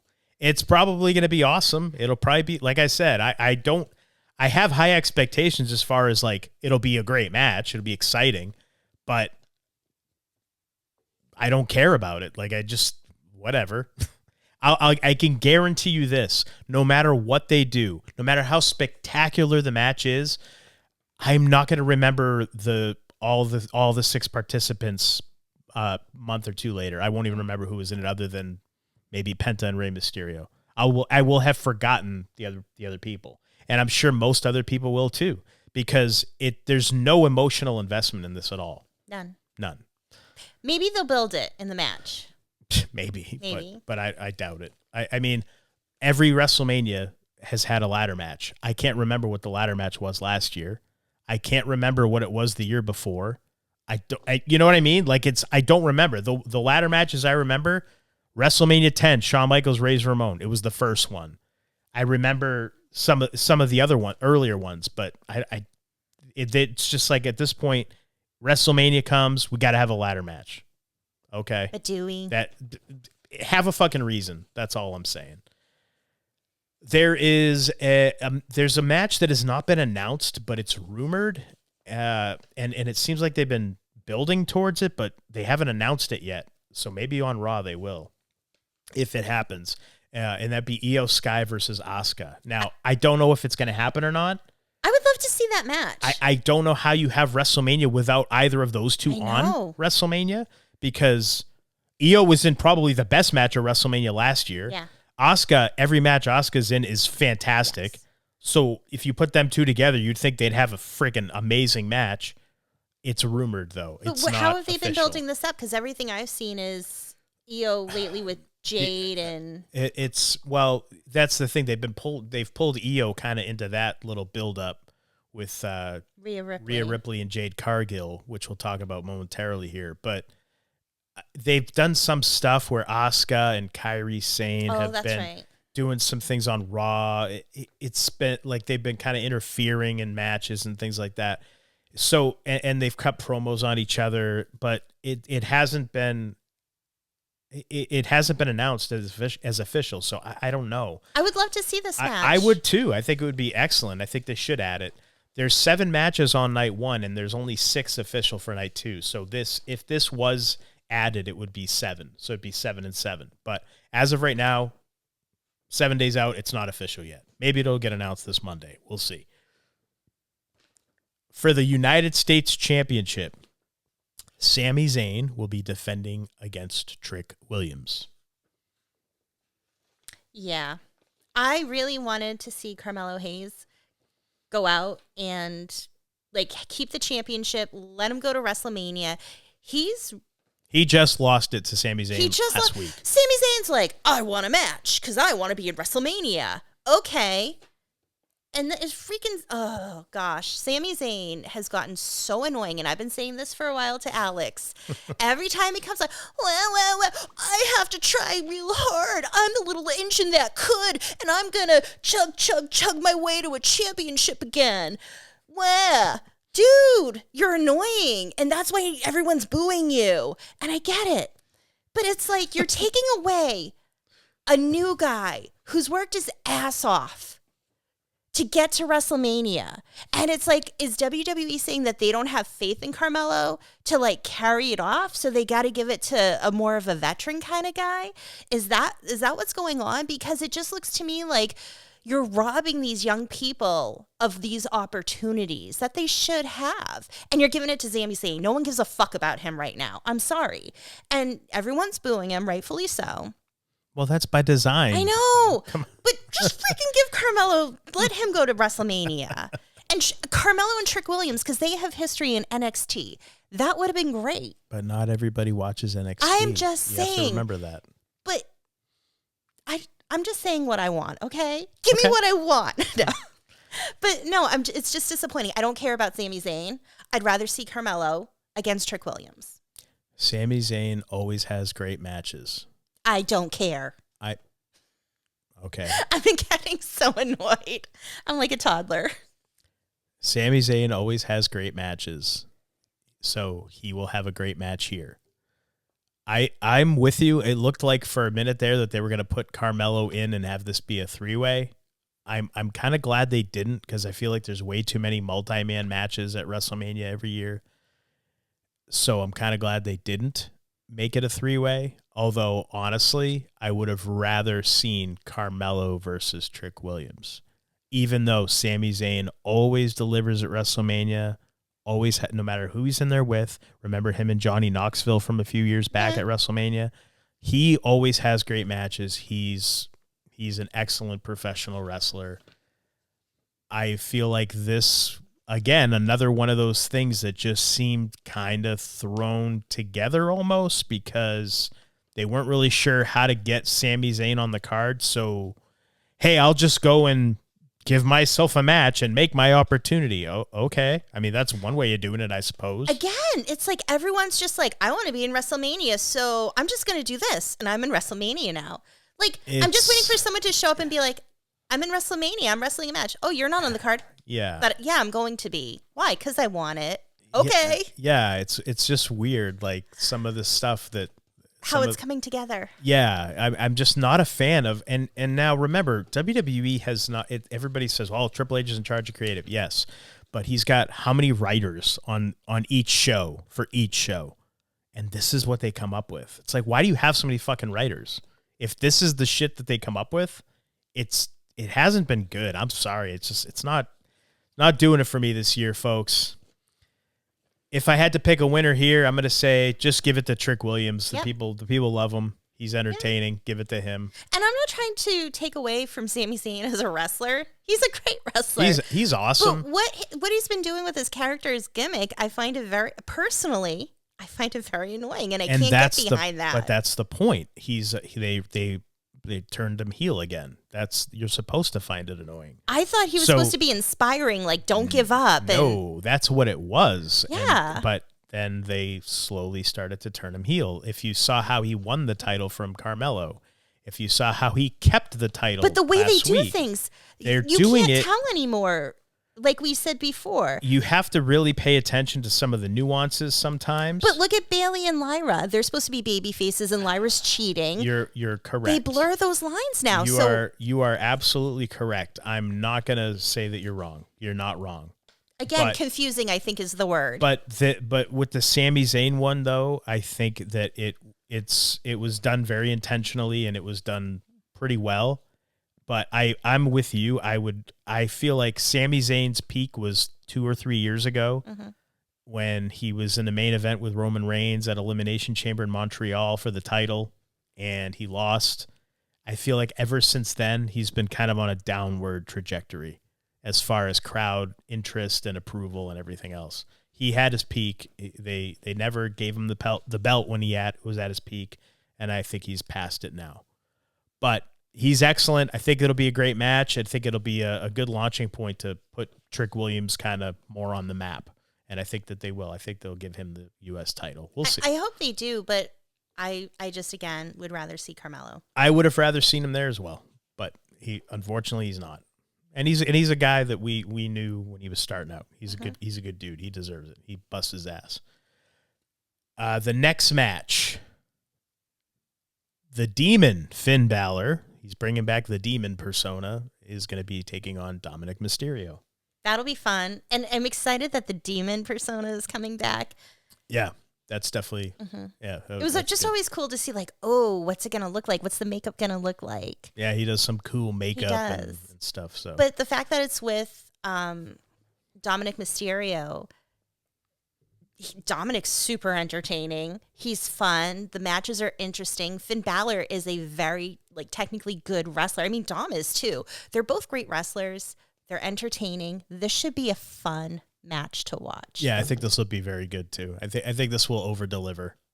We'll see, but I think it will. I think it'll over deliver, and I think Demon Finn Balor's got to win this one. I would think, but you never know. But part of me kind of wants to see Dom win. Like, you never know. This one's hard. I don't know. I kind of want to see Dom, but I want Finn to win. I don't know. We'll see what happens. I'll be happy either way, I think. I hope. This next match is for the WWE Women's title, and that is going to be champion Jade Cargill defending against Rhea Ripley. Yeah. If you would have asked me back in January, what match would you have for WrestleMania this year, what would you do? Or even back in December, I'd say I'd put Rhea Ripley against Jade Cargill. That'd be my WrestleMania match. I think you even said that to me. Back then, I probably did. Like, that's got to be WrestleMania. It's got to be. And now I could give no shits about this match at all. This has been such a fucking letdown as far as buildup goes. I think it's not good. I don't care a bit. I love Rhea Ripley, but this whole thing has been just meh. I just don't have enough feelings. Again, it was for it. It was Jade Cargill, the build up to this. Jade Cargill beats up Michin and B-Fab like for weeks, has matches with them and beats them up after, and then just out of nowhere they join Jade Cargill and attack Rhea Ripley. Just completely out of literally the week before they were getting beat up by Jade Cargill. She literally beat them into submission. Now they're her pals. It's just what? It makes no fucking sense. It's complete. It's just. Well, that makes no sense. And then they're going, they're coming out and they have the whole Rhea and Io thing going on. And last night at the end of SmackDown, Jade goes to get a chair. She pins Io. Jade goes out of the ring, goes to get a chair. And then Rhea, her music hits. She comes running out. Jade's in the ring with the chair. Rhea Ripley slides in the ring and they're kind of facing off and they're kind of circling each other around Io Sky. And I said to Alex, it's like two female lions, like almost like squaring off over an injured gazelle. Like the way they're looking at each other and the way they're moving and circling around Io. And I don't know. And that still didn't make it interesting. It was just like, what is going on here? The build for this has been every week they've been beating up Rhea, beating her down. Okay, that's great. They did some stuff. I didn't follow this, but I read that they were doing some things back and forth on social media, talking smack to each other and trying to make it seem real. And I don't know anything. I didn't follow that, but I just don't care about this match. And this should be one that should be very much anticipated. I could care less. I get just don't care. They're trying to make it personal. In terms of like for Rhea, they're attacking, her best friend. But I don't. I think a lot of it has to do with Jade. Jade is very, very inexperienced still. I use the term inexperienced. Usually, inexperienced means you don't know what you're doing because you haven't been there very long, and that's understandable. But Jade Cargill's been there now for almost 3 years, and this right here, she's a prime example of why WWE doing away with house shows is a disservice to talent, because in my opinion, she has not gotten any better. I don't think she's gotten any better at all. Anytime I've seen her wrestle, I'm sorry, I'm not impressed. No. She does some things that are physically impressive, yes, but as a professional wrestler, she's still subpar. She is beautiful. At best. She has an excellent physique. She has this superstar presence and aura about her, but then the bell rings and it's done. And to me, turning her heel didn't help her at all. I don't think I just don't. It's not working. It's not working enough for me to hide the flaws in her skills. Yeah, and I think if she was wrestling regularly, she would be improved. Much improved. Well, that's the thing. I think for me, I find it just disappointing because I think she has so much potential to do so well. And when I watch her matches, it's just like, ugh, that's it. Or, oh, you botched that, or this happened. And it's nothing where I'm like, yeah, you know, and excited. And I thought by this point she would have been there by now.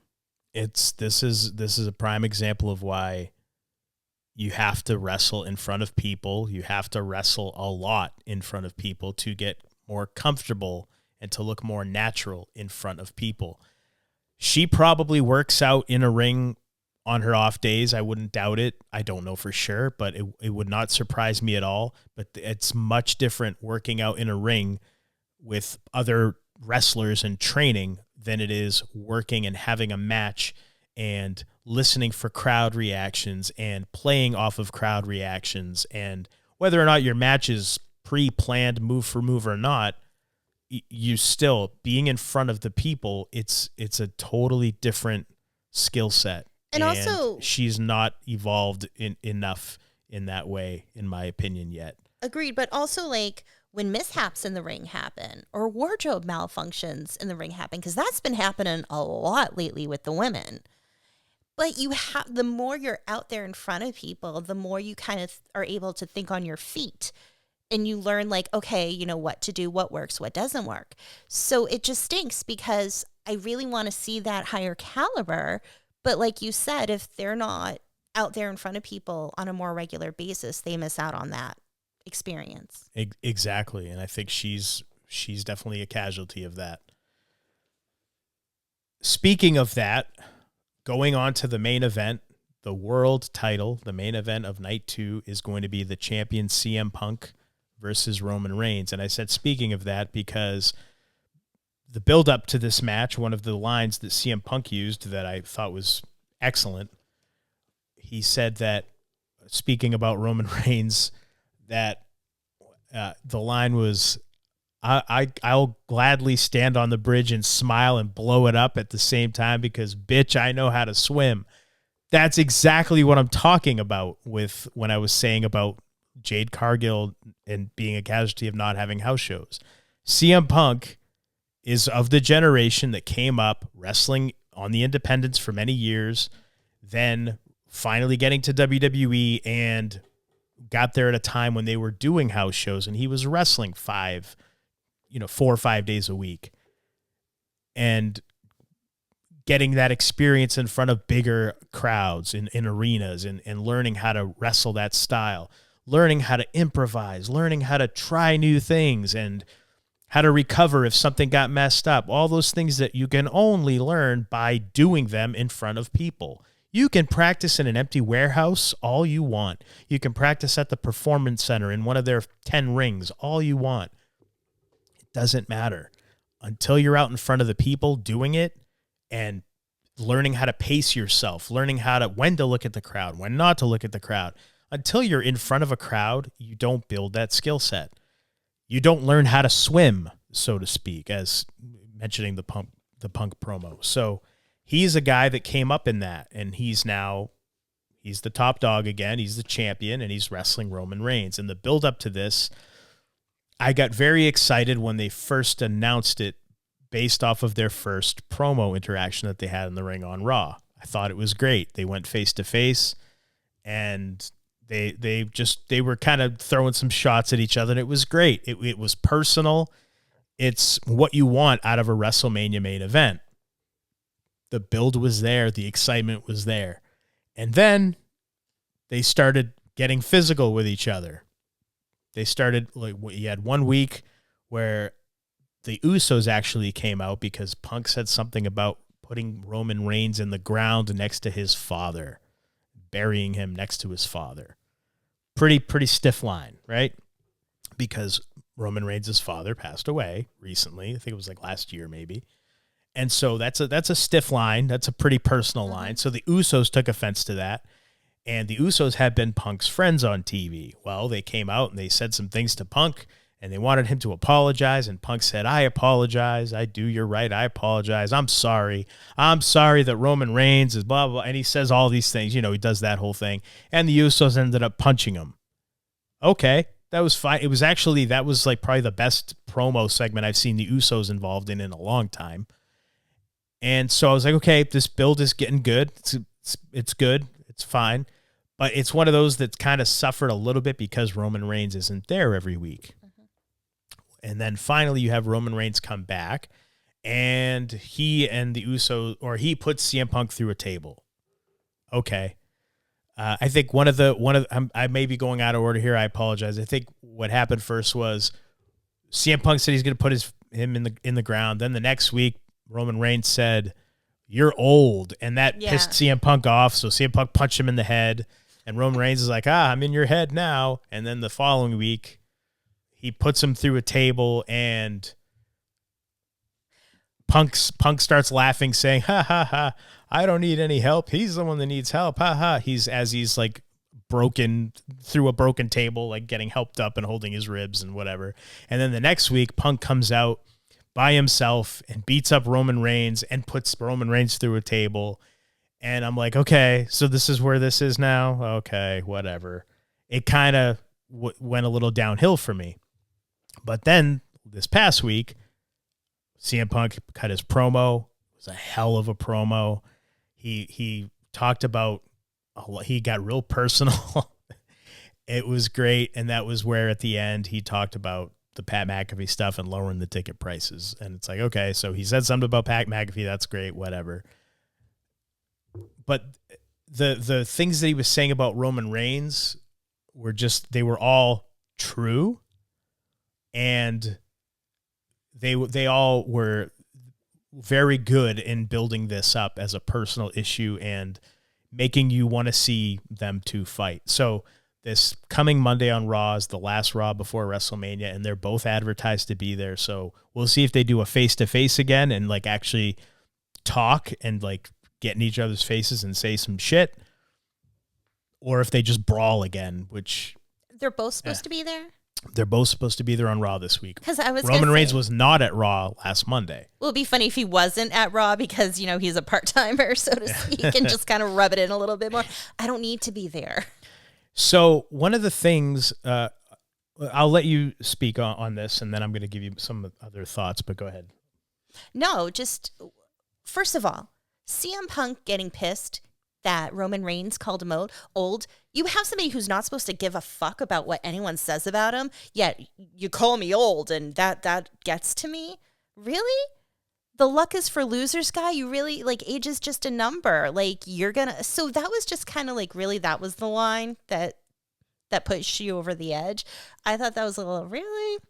And it, you know, everyone's he's shitting on Roman Reigns about not being around.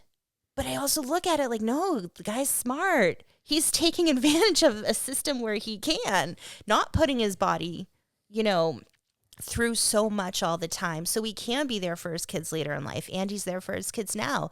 So it's like, it comes off, I get what he's saying, but maybe a little bitter because you couldn't do that. And the dude doesn't even have kids, you know, to be around. So I don't know. Those are just my thoughts on that. So the other thing that CM Punk said, and something that's been they've been dropping these breadcrumbs lately.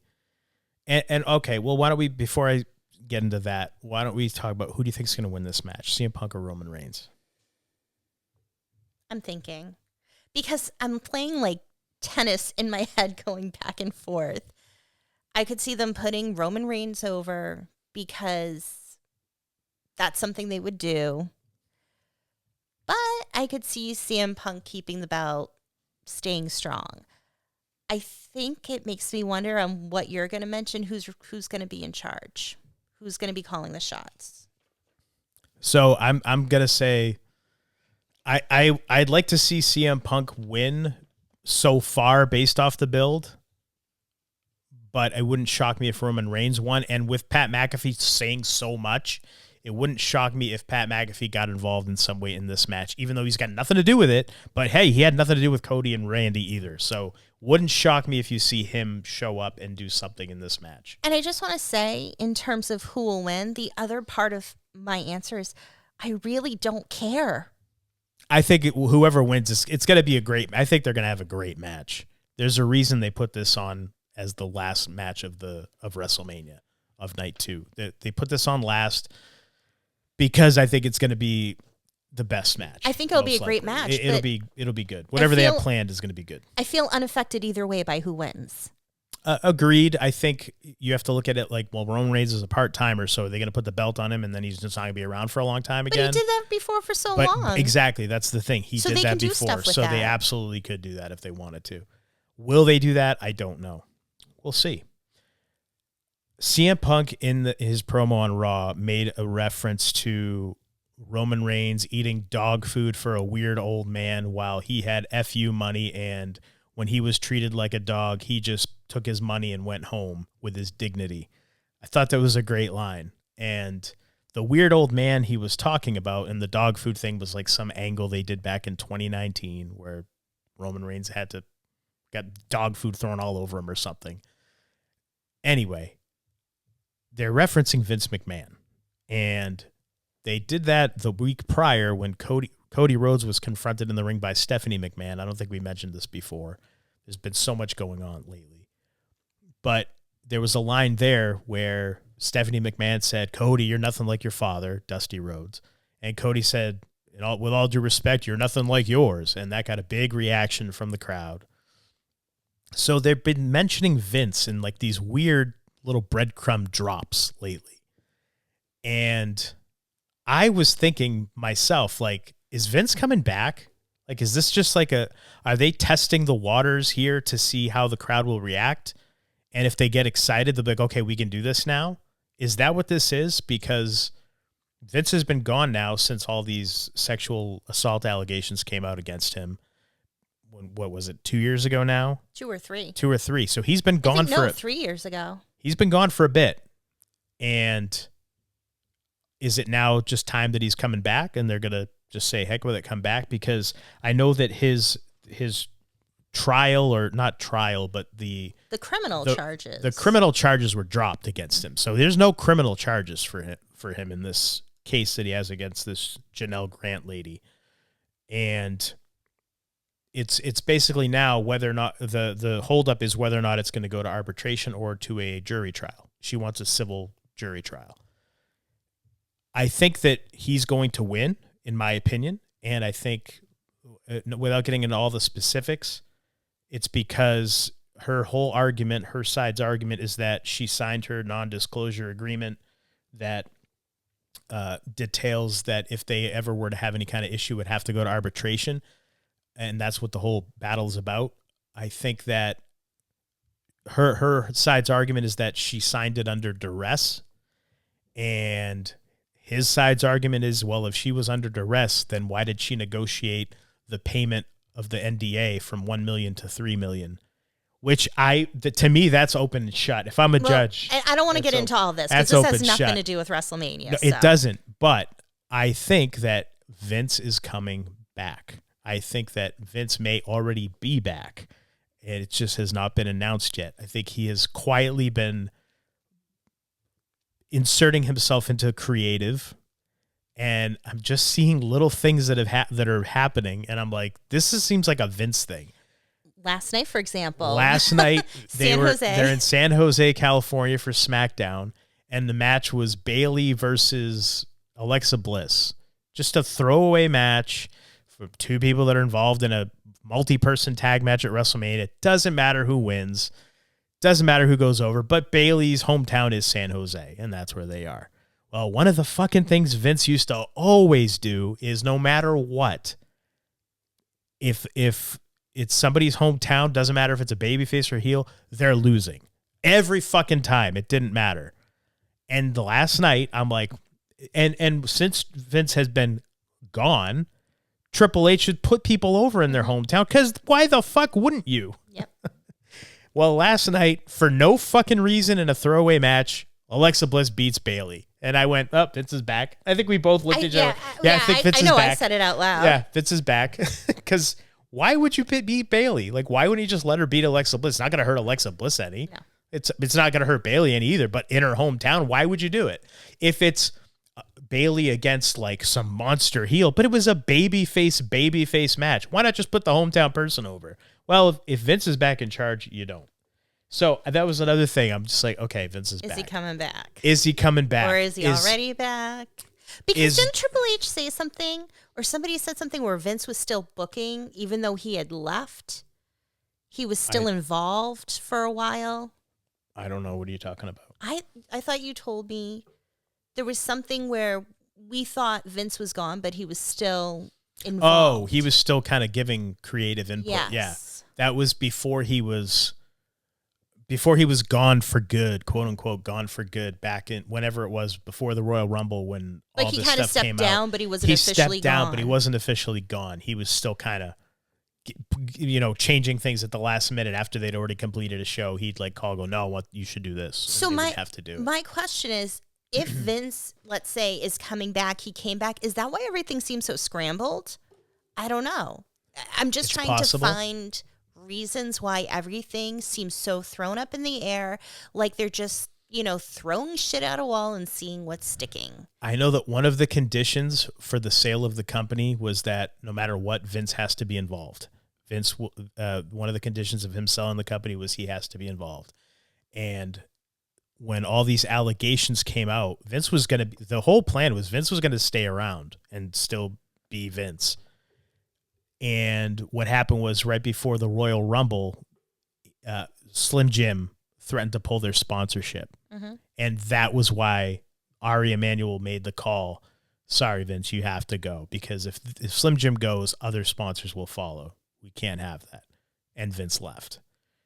If it's been enough time has passed, and like I said, this whole Janelle Grant thing, more and more has come out about it. More and more people are starting to go to the side of, I hate to say taking sides in a thing like this, because everything's alleged, nothing's been proven. It's a civil case, not criminal. It's more and more looking like it's going to go in Vince's favor. As wrong and awful as these allegations are, it's looking more and more that way, and it seems like public sentiment's starting to slowly go that way too. I think they're going to bring him back. I think they're bringing him back. And that's the thing. At first, after he left, it was so good.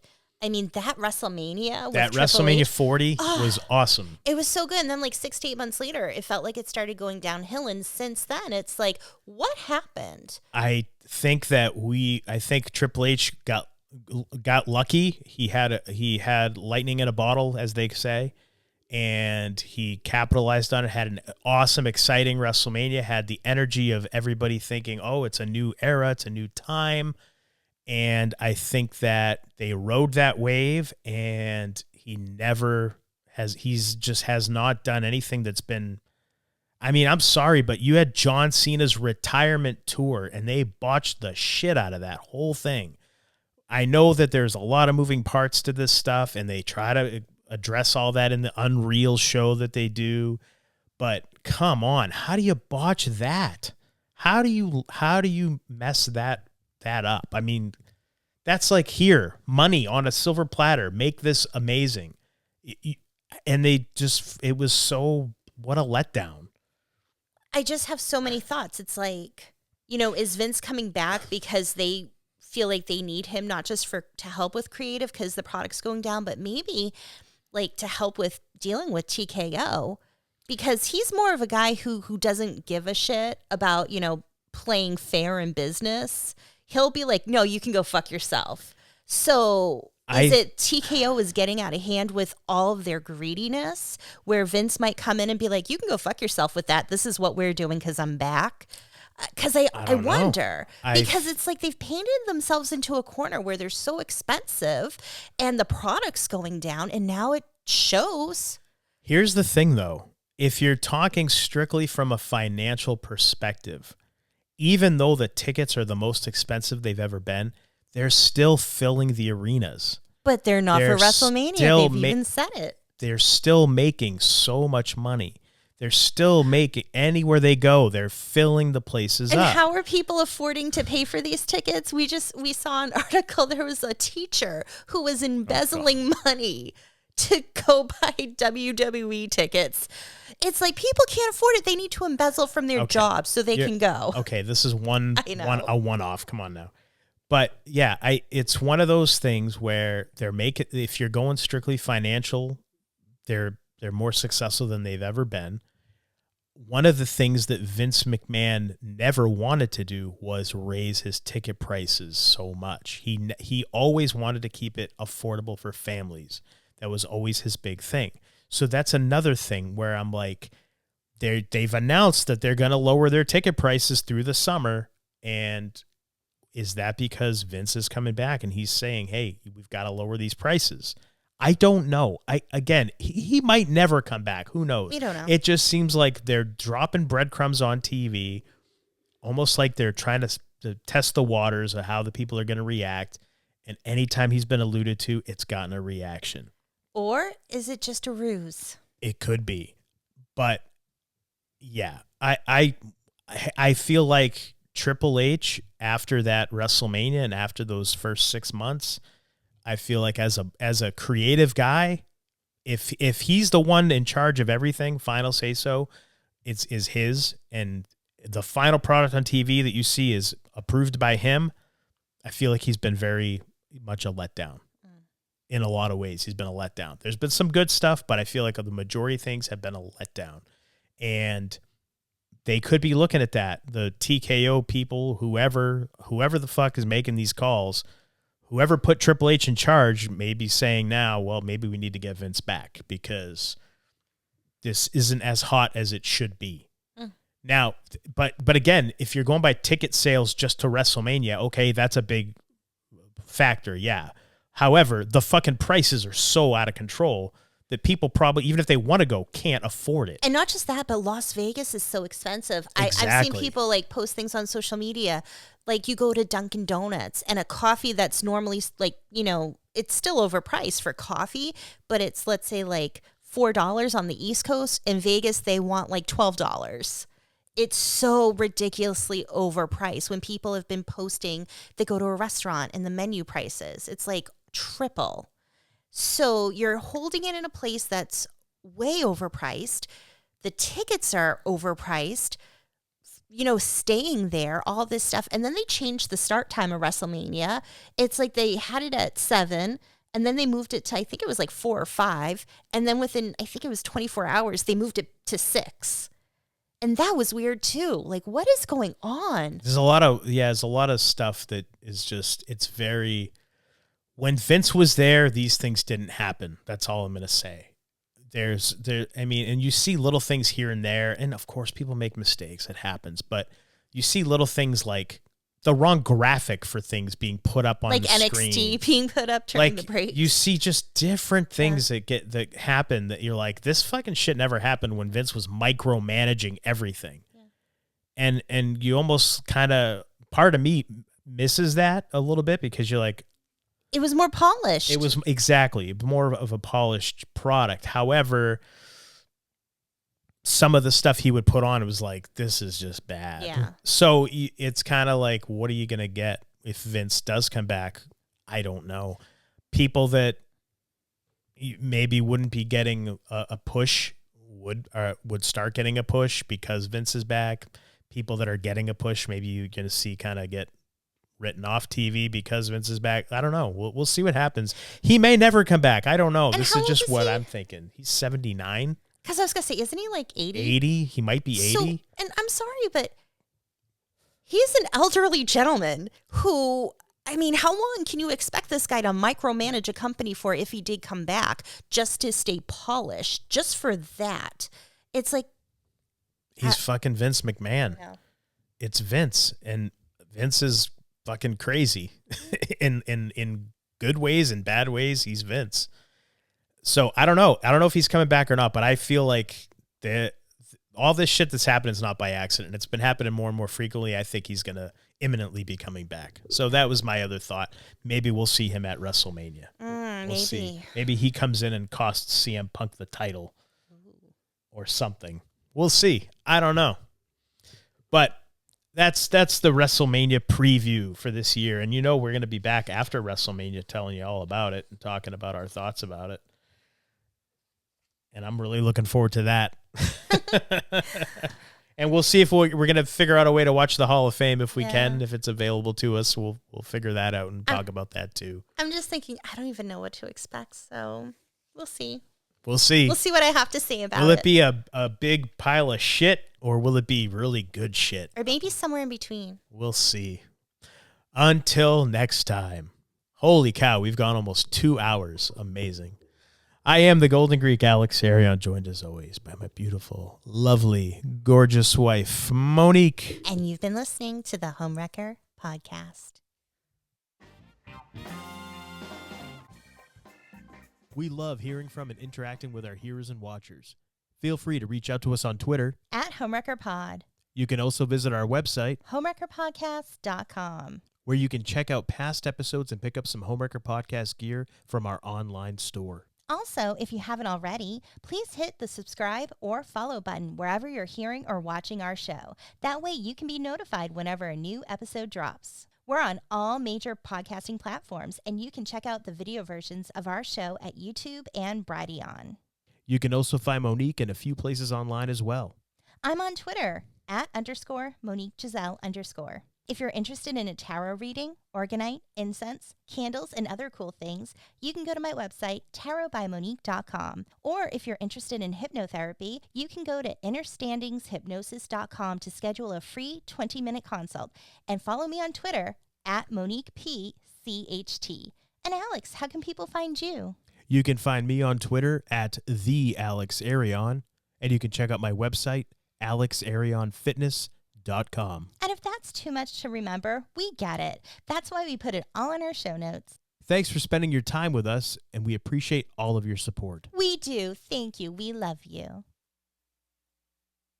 Many people are unaware just how much hypnotherapy can help them, or think it's only to help lose weight or quit smoking. But there is so much more hypnotherapy can do. It can help with stress, anxiety, insomnia, phobias, performance enhancement, connecting with your spirit guides and higher self. You can even discover past lives and your life between lives. Heal traumas, break habits, find your deepest truth, or just have fun discovering who you really are, all from the comfort of your home.